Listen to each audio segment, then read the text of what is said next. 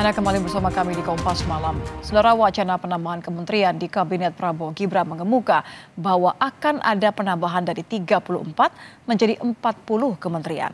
Tak selang lama dari kabar itu, Badan Legislasi DPR menyetujui RUU Perubahan Undang-Undang Nomor 39 Tahun 2008 tentang Kementerian Negara menjadi RUU Usul Inisiatif DPR Kamis kemarin. Mampukah ini menjadi solusi menghadapi besarnya berbagai tantangan pemerintahan, bukan semata-mata bagi-bagi jatah kue kekuasaan? Lengkapnya dalam ulasan Istana bersama jurnalis Kompas TV Friska Clarissa.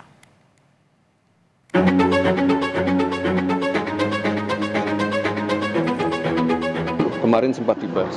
Berapa urgensinya sih Mas untuk makan siang gratis? Kenapa harus dibuat kementerian sendiri? Ya karena melibatkan anggaran yang besar. Saya kira ini siasat DPR yang memang pada dasarnya atau punya kecenderungan kuat tidak ingin melibatkan publik seluas-luasnya.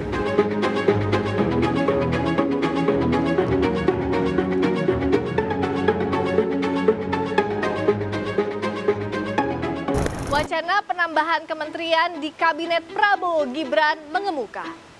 Benarkah demikian? Jika iya, mampukah ini jadi solusi menjawab berbagai tantangan di pemerintahan, bukan sekadar bagi-bagi kue kekuasaan? Lengkapnya dalam ulasan Istana bersama saya, Friska Clarissa.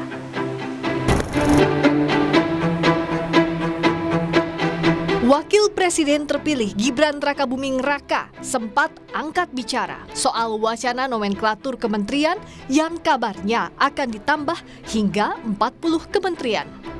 Gibran bilang rencana tersebut masih digodok, termasuk di dalamnya soal kementerian yang mengurusi makan siang gratis sebagai prioritas terutama di 100 hari pertama pemerintahan Prabowo Gibran.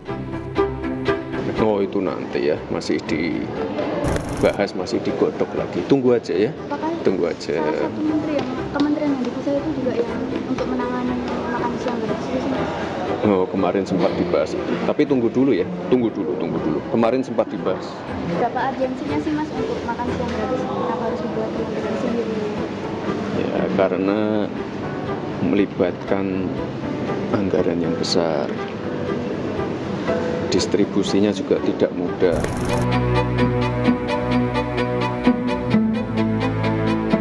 Tak berselang lama dari bergulirnya wacana penambahan kementerian di pemerintahan Prabowo Gibran nanti, terbaru Badan Legislasi DPR menyetujui RUU Perubahan Undang-Undang Nomor 39 Tahun 2008 tentang Kementerian Negara menjadi RUU Usul Inisiatif DPR Kamis lalu.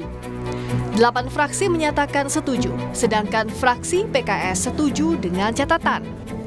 Pimpinan Balik DPR menyebut hasil keputusan Pleno Balik selanjutnya akan menunggu waktu untuk dibawa ke rapat paripurna.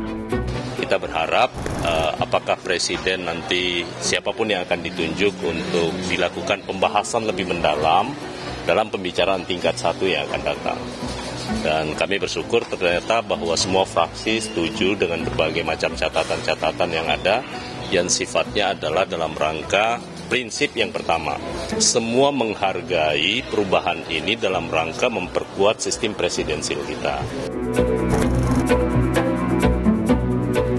Selain alasan penyesuaian perkembangan zaman dan sudah masuk prolegnas sejak 2019, Ketua Komisi 2 DPR yang juga Wakil Ketua Umum Partai Golkar Ahmad Doli Kurnia tak memungkiri revisi Undang-Undang Kementerian Negara bersinggungan dengan kepentingan akomodasi politik, meskipun ia mengaku itu bukan alasan utama. Yang namanya akomodasi politik itu kan saya kira nggak bisa dihindari juga, ya.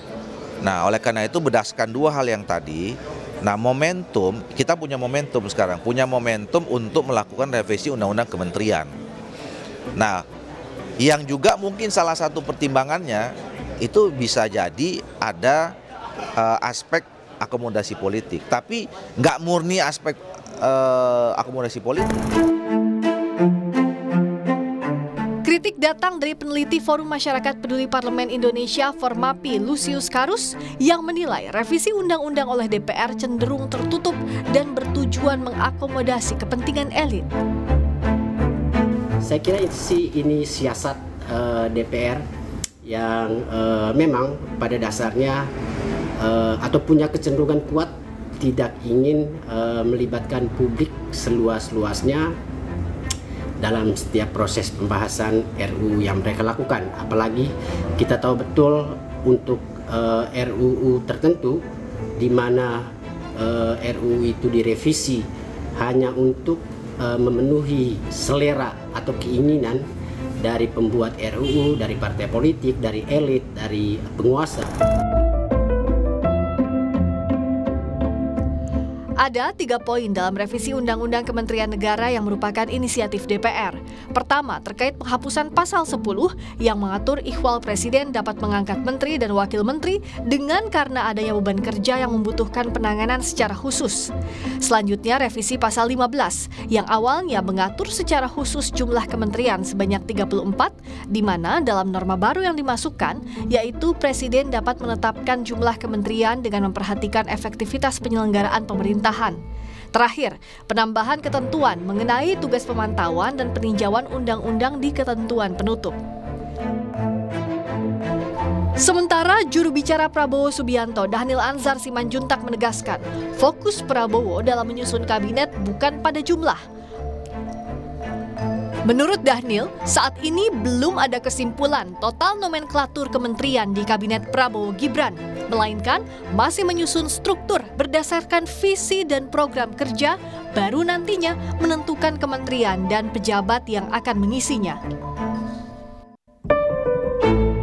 Ini struktur follow goals atau struktur follow strategi. Nah, itu yang sedang dilakukan dan belum ada satupun kesimpulan yang diputuskan oleh Pak Prabowo akan ada 34 kementerian misalnya sesuai dengan undang-undang atau ada 40, bahkan ada yang bilang 60 dan sebagainya. Sama sekali belum ada keputusan terkait dengan itu. Oke, kalau tadi misalnya Bang Habib bilang bahwa ya tidak menampik juga kalau misalnya kebutuhannya demikian. Artinya sejauh ini pengembangan wacana sampai berapa kementerian, apakah kementerian di masa Pak Jokowi ini masih bisa diterapkan atau butuh pengembangan, sudah sampai tahap sana belum? Iya, tapi yang jelas sampai dengan detik ini Pak Prabowo belum memutuskan berapa kementerian yang akan beliau bentuk untuk memenuhi semua program-program dan visi yang ingin diwujudkan oleh Pak Prabowo. Yang jelas bagi Pak Prabowo hari ini fokusnya adalah bagaimana visi dan program itu bisa dimanifestasikan, kemudian selesai nanti dengan institusionalisasi